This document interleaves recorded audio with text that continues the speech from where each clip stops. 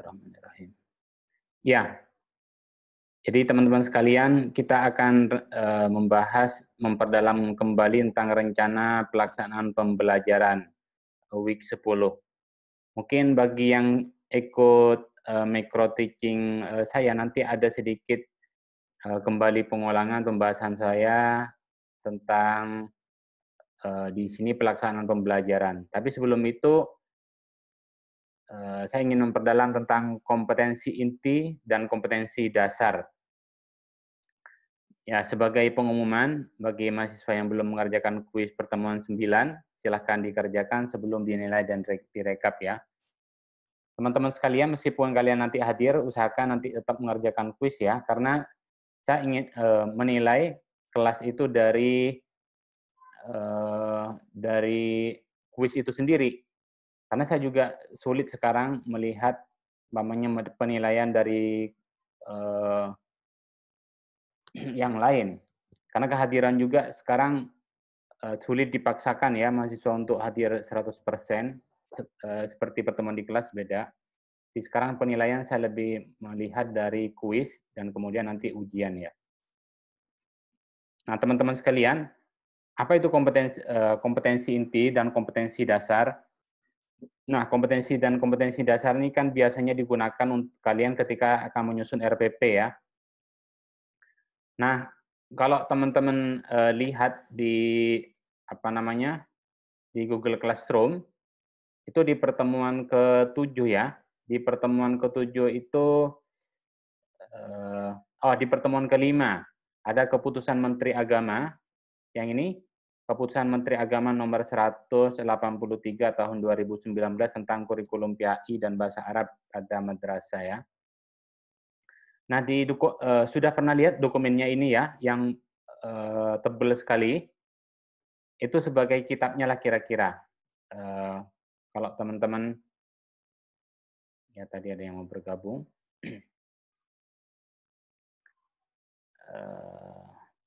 Nah, coba saya share yang ini, desktop. Nah, kalau teman-teman lihat di silabus pembelajaran PAI ini, lihat ya, di sini ada keputusan Menteri Agama. Keputusan Menteri Agama. Nah, nanti bisa di-download ya. Atau kalian kalau sudah pernah mendownload, nanti tinggal kembali dilihat lagi. Nah, kita kembali ke slide-nya. Jadi teman-teman sekalian, kalau dilihat, kompetensi inti dan kompetensi dasar itu kan pada kurikulum PAI dan bahasa Arab pada madrasah itu terbagi MI, MTS, terus kemudian MA ya. Kalian nanti tergantung umpamanya mau ngejar MI atau MTS atau MA. Nah, lihat di kurikulum tersebut untuk melihat kompetensi inti dan kompetensi dasar. Intinya gitu. Nah, inilah saya kemarin mencari halaman tiap kompetensi. Jadi kompetensi inti dan kompetensi dasar untuk MI itu, untuk Al-Quran Hadis ada di halaman 75. Untuk Akidah Akhlak ada di halaman 96. Fikih ada di 115, Sejarah Kebudayaan Islam ada di 131, Bahasa Arab 142. Nah, kalau ngajarin MI, kalian bisa lihat dokumennya di halaman ini ya. Terus kemudian kalau MTS, Madrasah Sanawiyah, Al-Quran Hadis ada di halaman 180. Ada yang kemarin, menyetorkan tugas yang Al-Quran Hadis nggak, teman-teman di sini? Ada? Ya, mungkin ada ya. Ada yang Akidah Akhlak, ada Fikih, dan ada SKI, ada bahasa Arab. Nah, kalau kalian mau lihat kompetensi inti dan kompetensi dasarnya itu ada di halaman ini ya. Al-Quran Hadis ada di halaman 180, Akidah Akhlak 194, Fikih 205, Sejarah Kebudayaan Islam 214, dan Bahasa Arab 223. Nah, ini yang cukup berbeda itu kalau MA, Madrasah Aliyah, dan Sederajat. Di sini ada tambahan ilmu tafsir, ilmu hadis, dan usul fikih. Teman-teman sekalian, kalau di sekolah biasanya nggak kebagian yang Al-Quran hadis, akidah akhlak, fikih, SKI, dan bahasa Arab, itu nanti bisa ada tambahan mengajar ilmu tafsir ya. Kalau dari PAI bisa ngajar itu, ilmu hadis atau usul fikih. Di kampus mungkin juga ada pelajarannya ini ya. Nah, kalau di kompetensi dan kompetensi dasar untuk MA ini, Al-Quran hadis ada di halaman 243, akidah akhlak 310, fikih 350, sejarah kebudayaan Islam 374, bahasa Arab 386, ilmu tafsir 427. Ini berurutan ya. Ilmu hadis 437, usul fikih 449.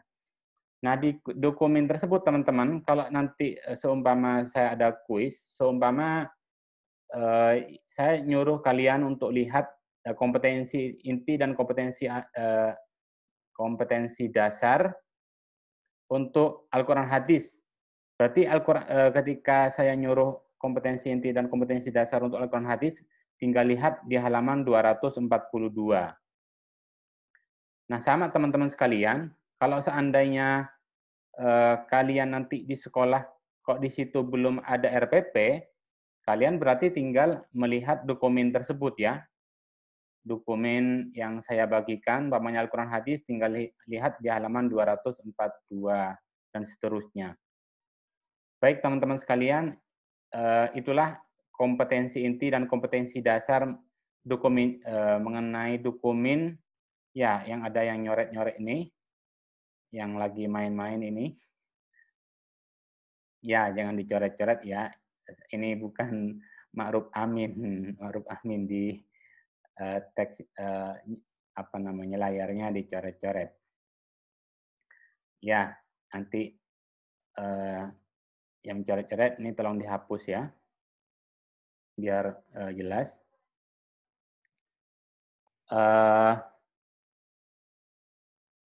Teman-teman sekalian, untuk ya terima kasih sudah menghapusnya.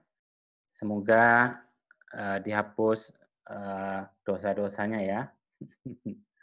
Ya teman-teman sekalian, kemarin juga habis hari raya ya. Kalau saya ada salah, mohon maaf lahir dan batin ya. Pak, maaf Pak, itu di grup masih ada yang pengen masuk tapi nggak bisa Pak.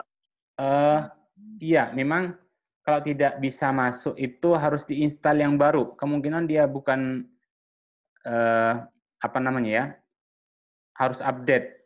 Pembaruan Pak. Ya, harus ada pembaharuan kalau nggak salah. Tapi maaf Pak, tadi yang nyerat-nyerat saya tak oh iya, kecoret. Ya, Tresna, ya, maaf. Tresno ini. Tresno emang jahil pangkalnya Pak. Lah, nggak tahu aku nyoba-nyoba. Mau presentasi Pak itu. Iya, nggak apa-apa, latihan ya. Terus teman-teman sekalian, ini juga kalau kemarin kalian ikut yang micro teaching mungkin sudah pernah belajar ini ya. Jadi dari RPP itu ketika kalian mau ngajar di kelas, pelaksanaan pembelajaran, itu intinya dalam mengajar itu sebenarnya ada 3. Jadi kalian kalau mau mengajar ketika pegang RPP, langsung mau praktek mengajar di kelas, itu tinggal ada 3 ya. Yang pertama pendahuluan, inti, dan penutup. Nah, saya akan sedikit bahas tentang bagaimana pendahuluan dan inti dan penutup ya. Sambil juga teman-teman yang belajar micro teaching, kalau ada yang belum ikut micro teaching mungkin bisa nanti dipahami ini karena ini inti dari mengajarnya ya. Jadi pendahuluan, dari kegiatan pendahuluan teman-teman sekalian, apa yang butuh dilakukan? Yang pertama itu menyiapkan peserta didik secara fisik dan psikis dalam proses pembelajaran. Jadi pastikan bahwa anak-anak itu umpamanya kalau sekarang masih terkait dengan pandemi ini, kalau umpamanya ada yang sekiranya sakit, ya nggak usah masuk kelas, kira-kira seperti itu. Dilihat ya. Kalau umpamanya ngajar di SD itu, tiba-tiba ada siswanya itu yang pengen gitu ya, itu harus ditangani dulu. Kalau dulu saya ngajar di SD, jadi kalau teman-teman sekalian melihat ada yang pengen siswa itu, umpamanya nanti ngajar DMI, itu harus ditemani dulu selesai orang satu itu, jangan kemudian suruh sendirian ya, atau diajak temannya, jadi dipastikan dulu dia siap secara fisik. Yang kedua, kalau sudah siap ya, Kemudian mengajak berdoa bersama-sama, tentu ini kita mengajar PAI, umat Islam ya, tentu bisa seperti doa yang tadi, pembuka kelas, kemudian bisa juga ditambah umpamanya ya Al-Fatihah seperti itu, baca Al-Quran bersama-sama, bisa juga. Atau ada juga Man itu tempat saya mengajar dulu, Man Sabdo dari Bantul itu biasanya sebelum kelas dia juga membaca Asmaul Husna bersama-sama. Jadi Asmaul Husna didengarkan bersama-sama. Jadi mengajak berdoa. Yang ketiga, memberi motivasi. Ini juga penting teman-teman sekalian. Ternyata mahasiswa juga sekarang itu di masa pandemi katanya ada yang stres ya, udah kekurangan motivasi, kira-kira seperti itu. Maka saya juga ingin mengajak teman-teman sekalian semangat terus belajar, karena apa namanya ya, semua orang sekarang dalam kondisi yang sama. Bahkan di luar negeri itu pembelajaran juga dalam bentuk online ya. Bahkan teman-teman saya itu bayar ratusan juta itu kuliah ke luar negeri, ternyata juga online. Ya sama dengan sekarang kita ini. Jadi kadang apa namanya ya, kita harus menyadari bahwa semua orang sekarang menghadapi yang sama. Bagaimana kita tetap harus semangat, itu sangat penting. Jadi ketika di kelas itu memberi motivasi, ketika pembukaan bisa sedikit, namanya teman-teman sekalian semangat selalu, umpamanya kalaupun umpamanya di kelas ada yang belum sarapan, nggak apa-apa, ditahan dulu, atau kalau perlu nanti dipersilakan makan dulu kalau memang benar-benar belum siap ya. Ini juga kaitannya dengan persiapan fisik ini. Terus kegiatan pendahuluan juga mengajukan pertanyaan-pertanyaan, umpamanya berkaitan dengan materi yang sebelumnya. Umpamanya sekarang pertemuan ke-10, nanya di pertemuan ke-9, ada masalah nggak pertemuan ke-9 kemarin gitu. Apa yang sudah dipelajari kemarin, ini ngecek keterkaitan materi yang sekarang dengan materi yang sebelumnya ya. Terus menjelaskan tujuan pembelajaran. Tujuan pembelajaran apa yang ingin dicapai sehari itu, umpamanya pada kesempatan kali ini teman-teman sekalian belajar mengerti halaman kompetensi dasar dari berkas-berkas yang ada untuk pembuatan RPP, dan juga kalian mengerti kegiatan dalam pelaksanaan pembelajaran ya. Terus yang kelima, menyampaikan cakupan materi dan acuan terkait aktivitas apa yang akan dilakukan peserta didik untuk mencapai tujuan pembelajaran. Ini bisa disampaikan juga sebelum materi. Kalau di sekolah kalian sudah menyiapkan slide, itu sangat bagus ya, bisa menyampaikan ini. Itulah kegiatan pendahuluan teman-teman sekalian. Ada pertanyaan nggak? Nggak ada ya? Halo, kayaknya ada yang mau ngomong tuh, Arum Anugrah. Nggak ada ya? Baik, kalau nggak ada, nanti bisa dikumpulkan dulu. Kegiatan inti. Nah, dalam kegiatan pembelajaran, nah teman-teman sekalian, memang kegiatan pendahuluan itu jangan terlalu banyak memakan waktu ya. Seumpamanya pembukaan hanya 10% lah dari apa namanya seluruh pembicaraan kalian, seluruh pertemuan itu. Jadi pembukaan sebentar, nah kemudian masuk ke kegiatan inti dalam pelaksanaan pembelajaran. Apa itu kegiatan inti? Kegiatan inti bisa menggunakan, ada yang mau masuk? Kegiatan inti bisa menggunakan model pembelajaran, metode pembelajaran, media pembelajaran, atau sumber belajar yang disesuaikan dengan karakteristik peserta didik. Ya, karakteristik peserta didik. Sekarang itu di sekolah ternyata, terutama sekolah yang internasional ya, sekarang sudah punya gadget di kelasnya. Jadi kalian dalam menyampaikan materi kegiatan inti juga bisa menggunakan sesuai dengan media belajar yang ada di sekolah itu, atau juga peserta didiknya sendiri. Makanya penting teman-teman sekalian mengerti kemampuan peserta didik juga. Jadi ketika awal pertemuan juga bisa ngetes kemampuannya seperti itu. Ketika menyampaikan materi akhirnya bisa sesuai dengan kemampuan mereka. Ya, kira-kira seperti itu. Terus kegiatan inti itu pemilihan pendekatan tematik atau tematik terpadu. Nah, ini sekarang juga sekolah sudah ada yang menerapkan tematik, ada yang belum ya, sesuai dengan sekolahnya ya. Nah, di sini diharapkan pembelajaran menghasilkan karya. Jadi bisa juga nanti berkarya dalam bentuk tulisan atau bentuk karya apa saja ya, media belajar. Kan SMA itu udah bisa. Terus di sini berbasis problem based learning atau pembelajaran berbasis masalah. Di sini juga disesuaikan dengan karakteristik kompetensi dan jenjang pendidikan. Tentu biasanya teman-teman sekalian, meskipun sama-sama SMA atau sama-sama MA ya, MA di perkotaan dan MA di pedesaan itu tentu berbeda. Karena kadang kompetensi dan kuasai itu ketika masuk kampus atau masuk sekolah ya, itu berbeda-beda. Bahkan di perkuliahan, umpamanya di UI ini sama di kampus-kampus yang masih sederhana kecil itu sangat beda. Nah, mungkin di UI karena rata-rata sudah punya apa namanya laptop atau media belajar seperti ini, jadi sudah bisa dengan pembelajaran online ya. Tapi banyak juga kampus-kampus ternyata belum bisa menerapkan online learning. Bahkan di sekolah juga sudah banyak menerapkan, anak SD bahkan sekarang sudah online juga ya. Jadi karakteristik kompetensi peserta didik yang jenjang pendidikan itu juga disesuaikan. Kemudian kegiatan inti itu juga harus menginspirasi, membangkitkan rasa ingin tahu dan memotivasi. Ya kalian bisa ngasih motivasi lah ya, terutama seumpama kegiatan pembelajaran sekarang terkendala oleh pandemi COVID-19, nah disemangati juga. Atau juga ketika kemarin dekat-dekat Merapi, mamanya ngajarnya praktik di sana, ketika saya sempat praktek mengajar di sana, ada trauma healing, itu juga ada motivasi-motivasi. Nah, inilah tiga dimensi kegiatan inti. Yang pertama sikap, pengetahuan, dan keterampilan. Ini yang harus diperhatikan karena kita PAI, jadi sikap juga harus diperhatikan ya.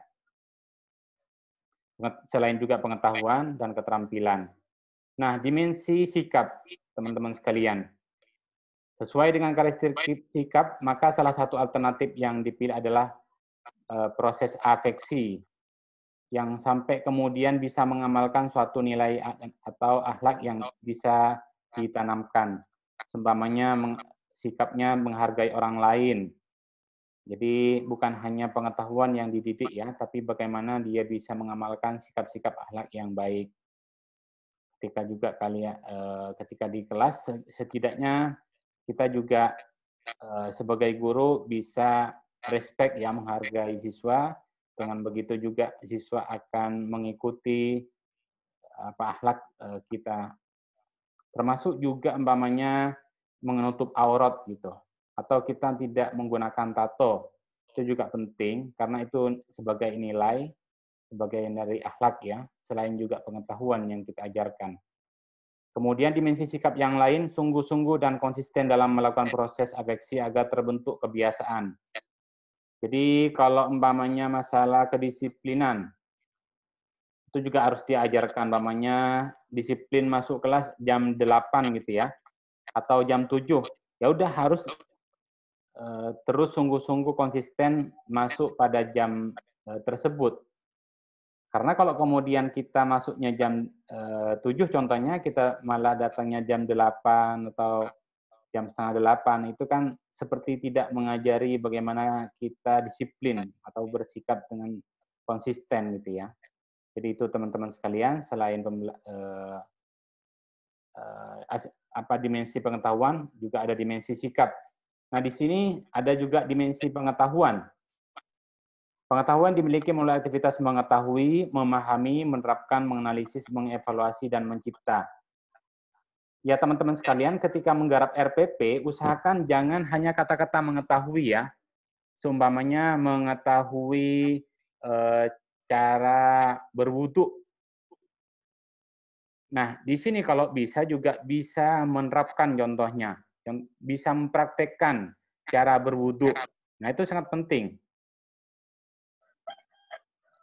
Ada juga seumpamanya mengetahui bacaan-bacaan dalam sholat. Kalau bisa, kalau kegiatan-kegiatan seperti itu, kalau bisa langsung praktek juga menerapkan ya. Bahkan bisa nanti mencipta ya. Ada umpamanya media belajar cara sholat, ada gambar-gambarnya seperti itu penting. Ini pengetahuan. Terus kemudian karakteristik aktivitas belajar dalam domain pengetahuan ini memiliki perbedaan dan kesamaan dengan aktivitas belajar dalam domain keterampilan. Nah, ada hubungannya dengan keterampilan. Terus, hal ini juga untuk mendorong peserta didik menghasilkan karya kreatif dan kontekstual. Nah, di pengetahuan ini seharusnya kita juga nanti kalau mengajar ya, dari RPP itu kemudian dalam praktek mengajar bagaimana siswa bisa menghasilkan karya kreatif. Bahkan kalau anak-anak SD sekarang ada praktek memasak segala ya. Kalau di sekolah-sekolah ada praktek menghasilkan karya kreatif, contohnya media pembelajaran. Apalagi ya, bahkan mereka itu sekarang bisa membuat karya-karya lewat YouTube juga. Umpamanya ceramah, keagamaan, bisa juga. Itu termasuk karya kreatif ya. Di sini yang terakhir kegiatan inti, kaitannya dengan dimensi keterampilan. Keterampilan diperoleh melalui kegiatan mengamati, bertanya, mencoba, melalar, menyaji, dan mencipta. Jadi kemudian kalau seumpamanya anak-anak dibuat keterampilan berpidato contohnya, mereka akhirnya bisa menghasilkan pidato-pidato yang bagus, kemudian diupload di YouTube, itu juga masuk keterampilan. Bahkan bisa menciptakan hal-hal lain ya, ada yang menciptakan prototipe kendaraan atau apalah ya. Tapi kalau PAI lebih kepada karya-karya yang berkaitan dengan keagamaan ya. Terus, untuk mewujudkan keterampilan tersebut perlu melakukan pembelajaran yang menerapkan modul berbasis penyingkapan, penelitian, discovery, inquiry, learning, dan yang terakhir pembelajaran berbasis masalah atau problem-based learning. Nah, ini kegiatan penutup. Apa kegiatan penutup yang bisa kita lakukan? Dalam kegiatan penutup, guru beserta peserta didik baik secara individu maupun kelompok melakukan refleksi untuk mengevaluasi. Contohnya refleksi teman-teman sekalian, anak-anakku sekalian yang berbahagia. Tadi Bapak sudah menjelaskan kira-kira apa manfaat. Jadi kita bertanya ya, apa manfaat yang bisa kita petik dari pelajaran tersebut? Contohnya seperti itu. Contohnya temanya tentang saling tolong-menolong dalam kebaikan. Nah, umpamanya kita berefleksi dalam kehidupan sehari-hari, apa yang bisa kita lakukan untuk tolong-menolong. Contohnya, mungkin bisa ronde, saling menjenguk orang sakit, seperti itu. Jadi refleksi di akhir pembelajaran. Memberikan umpan balik terhadap proses dan hasil pembelajaran. Seumpama ada siswa yang praktek, itu kemudian dikasih umpan balik dari hasil pembelajaran. Atau umpamanya berkarya, contoh karya tulis umpamanya ya, dikasih umpan balik atau dikasih feedback di kegiatan penutup. Atau tadi umpamanya ada yang praktek di kelas, praktek wudhu seumpamanya. Mungkin tadi belum dikasih umpan balik secara keseluruhan, nah di akhir itu dikasih masukan ya, umpan balik. Umpamanya tadi ada yang praktek wudhu umpamanya kurang merata airnya, nanti kasih masukan bagaimana cara yang bagus agar airnya bisa merata. Nah, kegiatan penutup yang lain, kegiatan tindak lanjut. Nah, ketika seumpama dikasih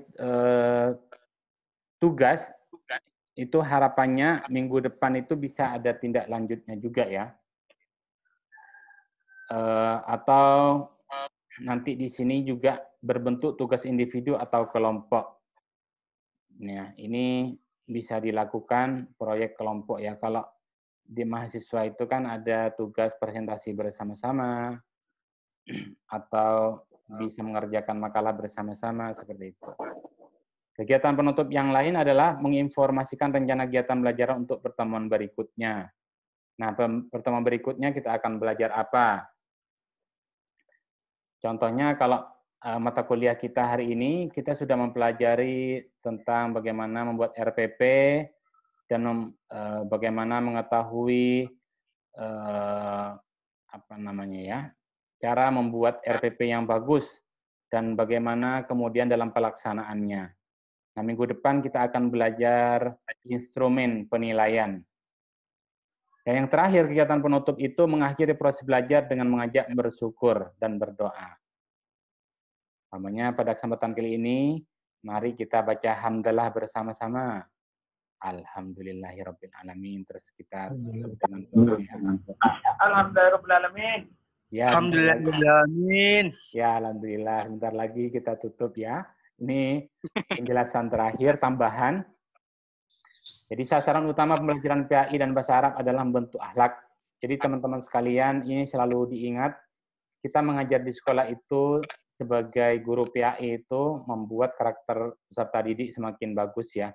Jadi bagaimana kemudian bukan hanya pengetahuan mereka yang selalu diberikan, tapi juga bagaimana bisa bersikap dengan baik. Contohnya menghargai orang tua, menghargai guru, kira-kira seperti itu. Nah, makanya di sini diutamakan melalui proses pembiasaan, pembudayaan, dan pemberdayaan. Harapannya kalau ngajar di SMA ya tidak pakai tato gitu ya, biar tidak diikutin. Atau kalian di apa namanya tepat waktu ketika datang ke sekolah. Kalau tempat saya dulu praktek mengajar itu di Mansabdoda di Bantul, jadi anak-anak sebelum datang, kita udah datang duluan, sebelum mereka masuk ke sekolah, kita salim. Mereka salim dulu ke guru-gurunya ya. Nah, itu pembiasaan juga sangat bagus. Jadi guru memberikan contoh yang bagus tepat waktu ke sekolah sebelum murid-muridnya juga datang. Nah, menguatkan antara aktivitas di lingkungan madrasah, keluarga, dan masyarakat. Harapannya juga bukan hanya pembiasaan karakter di sekolah, tapi juga bagaimana kita mengingatkan siswa kita agar punya sikap yang bagus di keluarga dan juga di masyarakat. Itulah teman-teman sekalian, jadi ingat referensi yang saya gunakan itu Keputusan Menteri Agama nomor 183 tahun 2019. Di pertemuan ketiga, di pertemuan kelima itu ada ya berkasnya. Nah, habis pembelajaran ini teman-teman, saya ingin hanya mengecek kemampuan kalian memahami Keputusan Menteri Agama nomor 183 ya. Bagaimana kompetensi inti itu dan kompetensi dasar pada masing-masing tingkatan MI, MTS, dan MA. Mungkin tadi yang baru datang belum mendengarkan. Jadi teman-teman sekalian, tadi saya menjelaskan tentang berkas tentang kurikulum PAI dan bahasa Arab pada madrasah ya. Nanti saya ingin kalian praktek mengetahui kompetensi inti dan kompetensi dasar untuk madrasah aliyah dan sederajat. Nah, seumpamanya saya nanti akan menyuruh Al-Quran hadis, berarti ada di halaman 242 ya.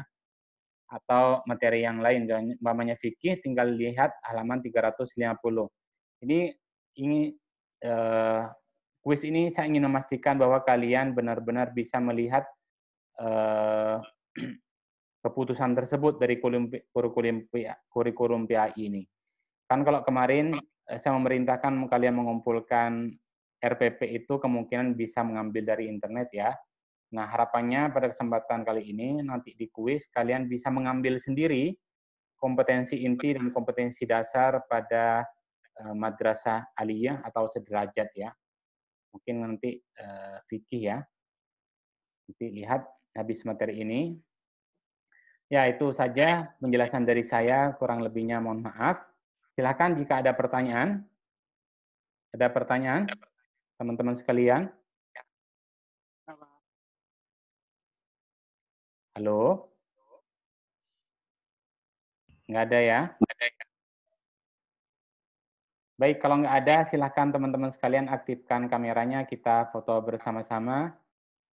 Siapa tahu ini pembelajaran yang terakhir, maksudnya yang kita tinggal 4 kali pertemuan, siapa tahu ini hanya sekali pertemuan kita lewat Zoom, habis itu kita tidak ada lagi ya. Gimana teman-teman, menurut kalian kita lewat Zoom lagi atau tinggal lewat video di YouTube, kemudian saya juga share slide-nya? Gimana?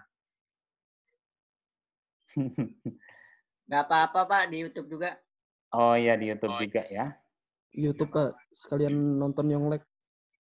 Oh iya, saya stop share-nya dulu. Kemudian saya